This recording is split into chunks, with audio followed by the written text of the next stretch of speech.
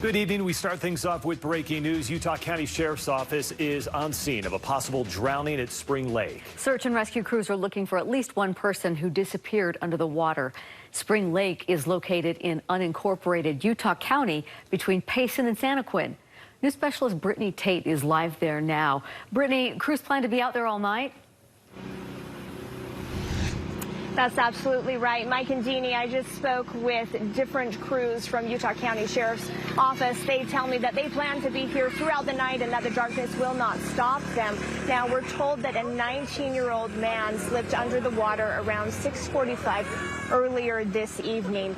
To be courteous, my photographer and I, Ray, we've stepped away from the lake because, as you can imagine, even with the sun setting, there are emotions that are very high, and there are many people still lining the shoreline that are searching and hoping.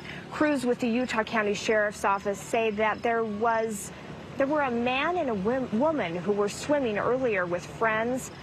And then, even though this lake isn't terribly deep, the man went under. Crews tell me that the 19-year-old man slipped under around 6:45. They've been here for hours. They're yet now using scuba divers, sonar equipment, and ground crews. Because this is such a small lake, crews can't use big equipment. The water visibility, it's terrible. The water, while not incredibly deep, is very murky. So rescuers are relying heavily on touch. Utah County Sheriff officials say the darkness won't stop them from searching. There were a couple of people on shore who saw this man struggling, 19-year-old young man, and they went in, swam out to them.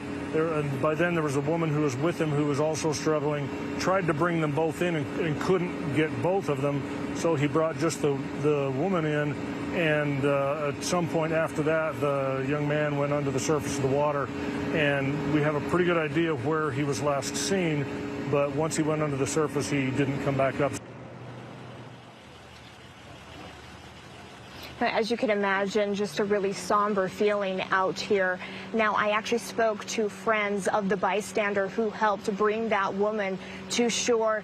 He told me that he was in the water for a good 10 to 15 minutes, and after he had rescued that woman, he went back out, and the man was no longer there. Such a sad situation, but they are still calling this a possible drowning. There are so many people who are still hopeful. There are many who are saying that they will continue to look. And again, many crews still here on the ground, and they plan to be here throughout the night. Back